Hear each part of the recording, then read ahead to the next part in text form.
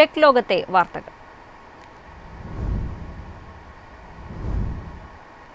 ഇന്ത്യയിലെ സ്വകാര്യ ബഹിരാകാശ മേഖലയെ കൂടുതൽ ശക്തിപ്പെടുത്താൻ കേന്ദ്ര സർക്കാർ പുതിയ പ്രോത്സാഹന പദ്ധതികൾ പ്രഖ്യാപിച്ചു. ഉപഗ്രഹ വിക്ഷേപണം, ISRO സൗകര്യങ്ങൾ, സാറ്റലൈറ്റ് ഡാറ്റ എന്നിവയ്ക്കായി 30% മുതൽ 100% വരെ സബ്സിഡി നൽകുന്ന പദ്ധതികളാണ് കേന്ദ്ര സർക്കാർ മുന്നോട്ട് വയ്ക്കുന്നത്.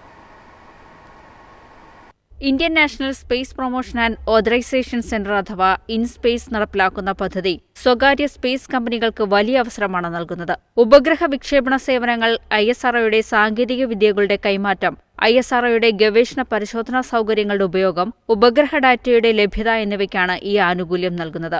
ഇതിൽ ഏറ്റവും പ്രധാനപ്പെട്ടത് ലോഞ്ച് സർവീസസ് പ്രൈസ് സപ്പോർട്ട് സ്കീമാണ്. 2031 ജൂൺ വരെ 5 വർഷം കാലാവധിയുള്ള ഈ പദ്ധതിക്കായി 800 കോടി രൂപ സർക്കാർ മാറ്റിവെച്ചിട്ടുണ്ട്.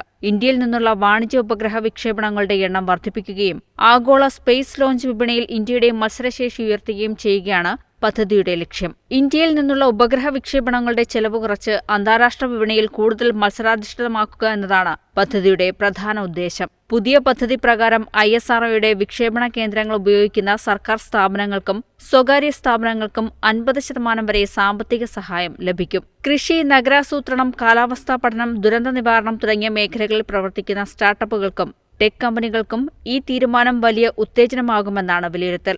News desk MyFin TV. Indian വാഹന വിപണിയിൽ ശക്തമായ മുന്നേറ്റത്തിനൊരുങ്ങി JSW ഗ്രൂപ്പും ജർമ്മൻ വാഹന നിർമ്മാതാക്കളായ ഫോക്സ് വാഗൺ ഗ്രൂപ്പും.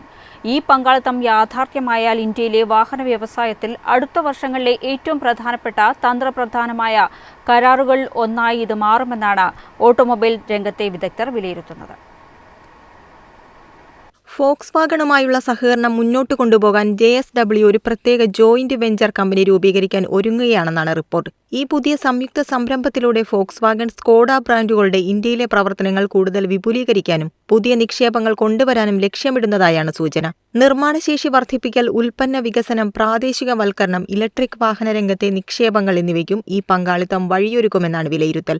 ഇന്ത്യൻ വിപണിയിൽ Maruti Suzuki, Tata Motors, Mahindra, Hyundai തുടങ്ങിയ കമ്പനികളുമായി കൂടുതൽ ശക്തമായി മത്സരിക്കാനാണ് ഫോക്സ് വാഗൺ ഈ നീക്കത്തിലൂടെ ലക്ഷ്യമിടുന്നത്. കരാറിന്റെ അന്തിമ മൂല്യനിർണ്ണയവും ഓഹരി ഘടനയും സംബന്ധിച്ച ചർച്ചകൾ തുടരുകയാണ്. News desk MyFin TV. Indian smart phone വിപണിയിൽ മത്സരം ശക്തമാക്കി പോക്കോ പുതിയ M8 power 5G smart phone അവതരിപ്പിച്ചു. ദീർഘസമയം ബാറ്ററി ബാക്കപ്പ് ആവശ്യമുള്ള ഉപയോക്താക്കളെ ലക്ഷ്യമിട്ടാണ് കമ്പനി പുതിയ മോഡൽ പുറത്തിറക്കിയിരിക്കുന്നത്. ഫോണിന്റെ ഏറ്റവും വലിയ പ്രത്യേകത 8000 mAh ശേഷിയുള്ള ബാറ്ററിയാണ്. കൂടാതെ 45 what fast charging, 120 Hz AMOLED display, Snapdragon 4 Gen 4 processor, 50 megapixel AI camera എന്നിവയും ഈ ഫോണിൽ ഉൾപ്പെടുത്തിയിട്ടുണ്ട്. ഇന്ത്യയിൽ ഈ ഫോണിന്റെ പ്രാരംഭ വില 21,999 രൂപയാണ്. ലോഞ്ച് ഓഫറുകളുടെ ഭാഗമായി തിരഞ്ഞെടുത്ത ബാങ്ക് കാർഡുകൾക്കും ഓൺലൈൻ വാങ്ങലുകൾക്കും പ്രത്യേക വിലക്കിഴിവുകളും കമ്പനി പ്രഖ്യാപിച്ചിട്ടുണ്ട്.